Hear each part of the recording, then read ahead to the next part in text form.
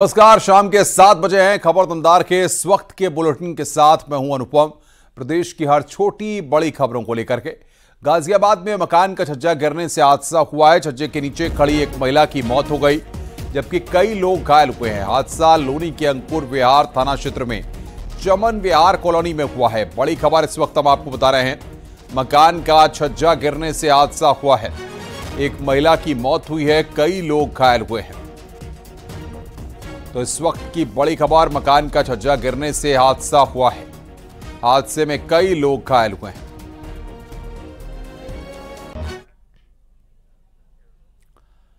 फिरोजाबाद के रूपसपुर के पास हाईवे पर तेज रफ्तार कार ने सवारी से भरे ऑटो में पीछे से टक्कर मार दी। टक्कर लगते ही सवारियों में पुकार मच गई। टक्कर इतनी भीषण थी कि एक आदमी की मौके पर ही मौत हो गई, जबकि 7 लोग गंभीर घायल हैं। सूचना के बाद मौके पर पहुंची पुलिस ने घायलों को अस्पताल में भर्ती कराया है। दोनों वाहनों को भी पुलिस ने कब्जे में ले लिया है। एक टेम्पो जिसमें कुछ सवारियां थी, उसमें पीछे से एक किया सेल्टोस गाड़ी थी, उसकी टक्कर लगी है। इसमें जो लोग इंजर्ड हुए थे उनको तत्काल यहाँ CHC शुकावत पर लाया गया है। एक व्यक्ति की इसमें अब तक मृत्यु हुई है और जो 7 अन्य लोग हैं जिनको अभी उपचार किया जा रहा है, जिसमें से 3 लोगों को यहाँ से रेफर किया गया है हायर सेंटर के लिए। मौके पर ट्रैफिक चालू पे चल रही है। शामली में कुट्टू का आटा खाने से परिवार के 5 लोगों की हालत। रहने वाले परिवार ने कुट्टू के आटे की पूड़ी खाई थी। पूड़ी खाने के कुछ देर बाद चक्कर आने से लोगों को सभी का अस्पताल में इलाज चल रहा है। ऐसा जी रात जो है मैंने मेरे परिवार ने कुट्टू की रोटी खाई, मेरी उल्टी और दस्त। अच्छा, कितने हम सारे 5 दिन खाए। फिर हम करीब 3-4 बजे उठ के फिर सरकारी अस्पताल में पहुंचे। अच्छा, वहाँ पर हमारे जिनको बोतल दी और ट्रीटमेंट हुआ, फिर छुट्टी हो गई, उन्होंने हमें घर भेजा। अच्छा, कुट्टू को आटा कहाँ से लाए थे? कुट्टू का हाथ दुखा 50 किलो। कानपुर देहात में एक बुजुर्ग को कागजों में मृत दिखा दिया गया, जिसको लेकर आज डीएम के पास शिकायत पहुंची है। सरवनखेड़ा ब्लॉक के नहोली गांव की 95 साल की बुजुर्ग महिला चंद्रवती को सरकारी कागजों में मृत दिखा दिया गया। जानकारी होने के बाद उन्होंने डीएम तक खुद को जिंदा साबित करने की गुहार लगाई है। शिकायत मिलने के बाद डीएम ने मामले को गंभीरता से लिया। बुजुर्ग महिला के कागजातों में सुधार करने और मृत घोषित करने वालों के खिलाफ कार्रवाई का आदेश दिया गया है। जब बहुआ हमें पैसा लेना आई है ने, तब कई दिन RC बनवाओ, KYC बनवाओ। अब हम बहुआ मांग के पैसा जब वो बनवाओ निरे दैया हमें दौरीन पर आए लड़का लिबा। तब हम कानपुर गए। फिर हम एक लड़का से कहो, यही से कहो बताओ, एक लड़का से कहो, तब वो फिर योगी नाथ का मोबाइल की नहीं, तब हम मृत घोषित हैं, जिंदा नहीं है, इन बेटा मरी है नहीं। जन शिकायत में एक संदर्भ ऐसा प्राप्त हुआ है जिसमें एक बुजुर्ग महिला के संबंध में उनकी वृद्धावस्था पेंशन के अवरोध का विषय आया है। विकास विभाग को निर्देशित कर दिया गया है कि संपूर्ण जांच कराई जाए और अगर ऐसी कोई प्रतिकूल तथ्य संज्ञान में आता है तो तदर्थ निर्धारित भी किया जाए और जो भी व्यक्तिगत लाभ किसी भी योजना के अंतर्गत उनको दे वो सुनिश्चित किया जाए। कानपुर में कार सवार पर जानलेवा हमला हुआ है। फायरिंग में कार सवार बाल बच गया। प्रॉपर्टी विवाद को हमले की वजह बताया जा रहा है। कार के फ्रंट शीशे में गोली लगी है। हमलावरों की तलाश में पुलिस इलाके के CCTV खंगाल रही है। घटना DCP साउथ जोन के हनुमंत विहार थाना क्षेत्र की है। देखिए, हनुमंत विहार थाना क्षेत्र में थार गाड़ी में जा रहा था, उस पर फायरिंग की है। मौके पर यहाँ स्थानीय पुलिस मौजूद है। आसपास के CCTV कैमरा देखे जा रहे हैं। प्रथम दृष्टया घटना सही प्रतीत हो रही है कि इस तरह की घटना हुई है। CCTV के माध्यम से कुछ क्लूज भी मिले हैं, उसको लेके कई टीमें रवाना हैं। जल्द ही पूरी घटना का खुलासा किया। मुरादाबाद में टोल प्लाजा पर तोड़फोड़ की गई है। किसान यूनियन के कार्यकर्ताओं पर तोड़फोड़ और मारपीट का आरोप है। टोल प्लाजा पर की गई तोड़फोड़ के बाद कब्जा कर ग्रामीण गाड़ियों को बिना टोल के निकाला गया। टोल कर्मियों से मारपीट और बदसलूकी की गई। मारपीट और बूम तोड़कर गाड़ियों को बिना टोल दिए टोल प्लाजा से निकालने की तस्वीरें CCTV में कैद हो गई। टोल प्लाजा पर 10 से 12 लोगों ने काफी देर तक गुंडई की। मारपीट करने वालों ने किसान यूनियन की टोपी लगा रखी थी। घटना मूड़ा पांडे थाना इलाके के इनायतपुर एक्टोरिया टोल प्लाजा की है। टोल प्लाजा के सुरक्षा इंचार्ज ने किसान यूनियन के कार्यकर्ताओं के खिलाफ पुलिस में शिकायत की है। दबंगई करने वाले किसान यूनियन एकता दल के कार्यकर्ता बताए जा रहे हैं। सुबह अचानक 30-40 लोग आए और आन के गंदी गंदी गाली देने लगे पूरे टोल वालों को, और बूम सारे हटा दिए, गाड़ी सब फ्री कर निकाली हैं और सब लोगों को गाली दे रहे थे, मैनेजर साहब को, हमको और जितने भी सब लोग हैं सबके लिए हैं। जम्मू कश्मीर और हरियाणा के चुनाव नतीजों ने सबको चौंका दिया है। जम्मू कश्मीर में जहां इंडिया गठबंधन सरकार बनाने जा रही है, वहीं हरियाणा में बीजेपी ने हैट्रिक लगाई है। हरियाणा में बीजेपी 48 सीटों के साथ पूर्ण बहुमत की सरकार बनाने जा रही है। हरियाणा में बीजेपी की बड़ी जीत पर कार्यकर्ता जश्न मना रहे हैं। बीजेपी को हरियाणा में जहां 48 सीटें मिली हैं, वहीं कांग्रेस को 37 सीटें मिली हैं। इनेलो को 2 और 3 निर्दलीय उम्मीदवार ने जीत हासिल की है। बीजेपी इस जीत को पीएम मोदी की विकास नीति की जीत बता रही है। थोड़ी देर में बीजेपी मुख्यालय पहुंचेंगे प्रधानमंत्री Narendra Modi. Bharatiya Janata party BJP office पहुंचेंगे प्रधानमंत्री। कार्यकर्ताओं को संबोधित आपको जेपी नड्डा बीजेपी दफ्तर पहुंच चुके हैं। तो भारतीय जनता पार्टी में जश्न है। थोड़ी देर में प्रधानमंत्री वहां पर पहुंचेंगे। पीएम का इंतजार हो रहा है।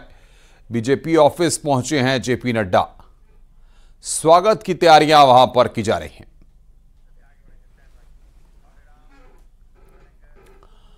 हरियाणा में बीजेपी की जीत पर गोरखपुर से सांसद रवि किशन और आजमगढ़ से पूर्व सांसद दिनेश लाल यादव निरहुआ ने खुशी जाहिर की है। दोनों ने पार्टी कार्यकर्ताओं का आभार। सारी योजनाओं का असर इतना था कि जाट समाज में एक लहर थी जो मैंने हर प्रचार के दौरान अपनी आंखों से देखा था, और मैं पूरा श्री प्रधानमंत्री मोदी जी की उनकी नीति स्वार्थ सेवा भाव को देश जान गया है। मैंने कहा झूठ की और काट की हानि बार बार नहीं चढ़ती। जनता ने जो प्यार दिखाया और जनता ने जो विश्वास दिया है, वो निश्चित रूप से हमारे प्रधानमंत्री जी के ऊपर अटूट विश्वास है। तीसरी बार वो प्रधानमंत्री बने, और उसके बाद जिन राज्यों में भी चुनाव हो रहा है वहां भारतीय जनता पार्टी की सरकार बन रही है। ये बताता है कि प्रधानमंत्री जी देश को जिस तरह पूरी दुनिया में मजबूत कर रहे हैं और विषम परिस्थिति में भी भारत को आगे लेके जा रहे हैं, ये भारत के लोगों का उनके प्रति भरोसा ही है कि अभी अच्छी जीत हम लोगों को मिल रही है। और आइए अब आपको सुनाते हैं इस चुनावी दंगल के परिणाम आने के बाद कुश्ती के दंगल में क्या चल रहा है। हरियाणा में बीजेपी की जीत पर बृजभूषण सिंह तो विनोद फोगाट ने अपनी जीत पर क्या कहा, सुनिए जरा। तो बधाई है। हरियाणा की जनता को भ्रमित करने का बहुत प्रयास किया गया। किसान आंदोलन के नाम पर किया गया, पहलवानों के आंदोलन के नाम पर किया गया, और उसके बाद भी भारतीय जनता पार्टी की सरकार हरियाणा की जनता बना रही है। और जाट बाहुल्य जो क्षेत्र हैं उसमें बहुत बड़ी भारतीय जनता पार्टी के कई विधायक वहां से जीते हैं, सब बधाई के पास। इसमें जो पहलवान, कथित पहलवान हैं, ये हरियाणा के लिए नायक नहीं है, ये खलनायक है। राजनीति में तो कंटिन्यू कहेंगे, लोगों ने प्यार है, उनके लिए काम भी करना पड़ेगा फील्ड में रह के। ऐसा तो है नहीं कि हम दोनों चीजें कर सकते हैं। शहर के अकेले की बात नहीं है, पूरे जुलाना विधानसभा के लोगों ने जो मेरे को प्यार प्रेम दिया है, जितनी उम्मीद से मुझे वोट किया, हर एक वोट को मैं चाहती हूँ कि हर एक वो वोटर खुश होना चाहिए। उन्होंने मेरे पे उम्मीद जताई। हरियाणा विधान नतीजे पर पूर्व मंत्री सिद्धार्थनाथ सिंह ने कहा कि राहुल गांधी को जलेबी भेजूंगा। सिद्धार्थनाथ सिंह ने कहा कि राहुल को प्रयागराज की जलेबी भिजवाऊंगा।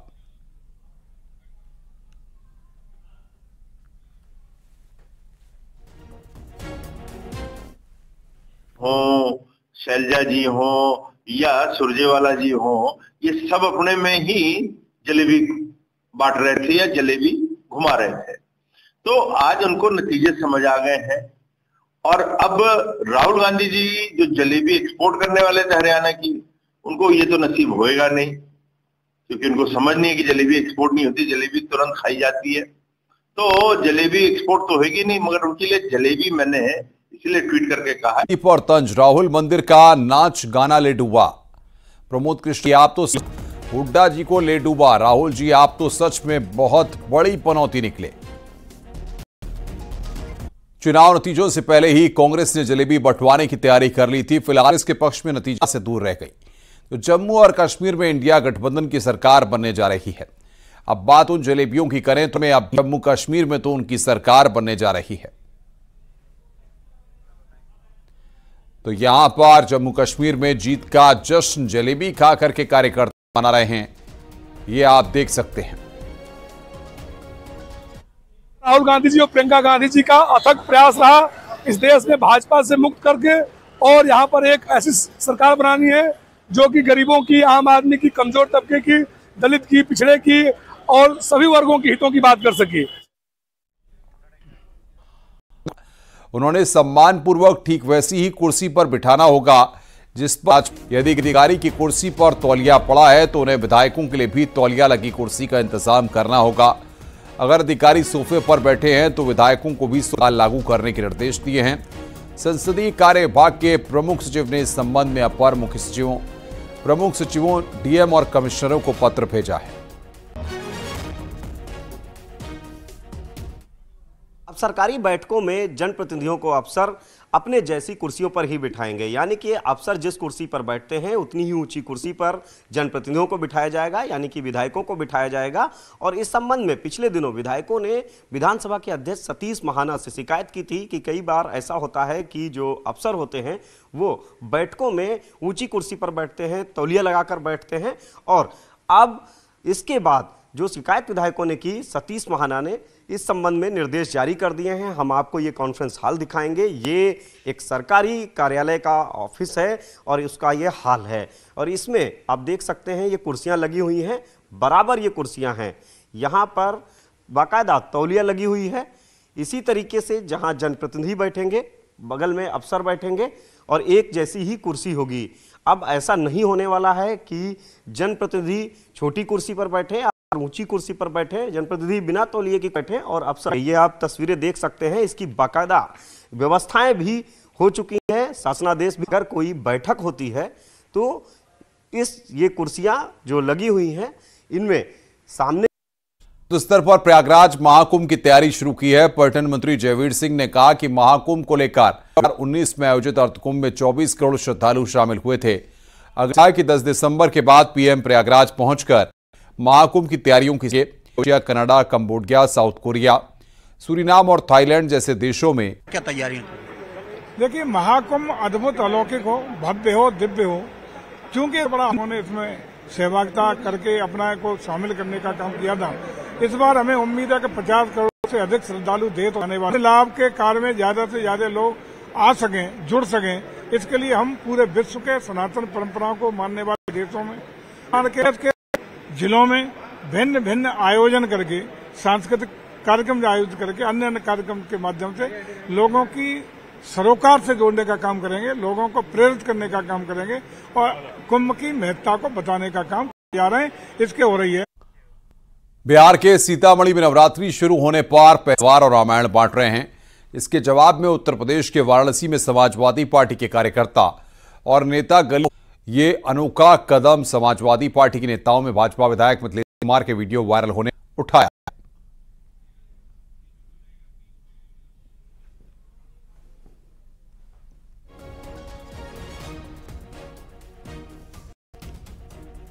तो वाराणसी में एसपी नेता ने कलम बांटी। यहां पर किस तरीके से दोनों नेताओं का वीडियो यहां पर वायरल हो रहा है। विगत दिनों सीतामढ़ी के भाजपा विधायक उन्होंने कहा कि देवी की प्रेरणा से हम लोगों में तलवार बांट रहे हैं और धर्म की रक्षा के लिए तलवार बांट रहे हैं। तो हम लोग का मानना है कि अगर कोई पक्ष किसी से असंतुष्ट है तो ये देश संविधान से चलता है, तो संविधान के दायरे में रह के अपनी बात कहे। तलवार बांटना कहीं से उचित नहीं है। इसलिए हम लोगों ने लोगों में शांति का संदेश देने के लिए गुलाब का फूल बांटा और अगर आप असंतुष्ट हैं तो अपनी बात कानूनी दायरे में लिख के लोगों से कहें, इसलिए कलम बांटा है। बिजनौर में कुछ लोगों ने एक ठेले वाले को सिंगाड़े पर टॉयलेट साफ करने वाला तेजाब डालते पकड़ लिया। बाजार में मौजूद लोगों ने आरोपी को रंगे हाथ पकड़ा। आरोपी इरशाद तेजाब छिड़ककर सिंगाड़े चमका रहा था। घटना सदर बाजार की बताई जा रही है।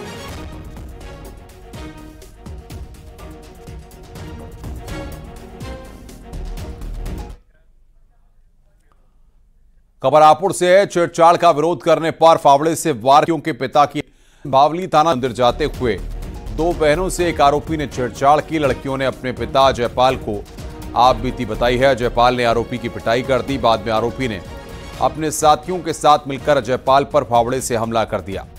घायल जयपाल की इलाज के दौरान मौत हो गई। पुलिस ने केस दर्ज कर आरोपियों को गिरफ्तार कर लिया है।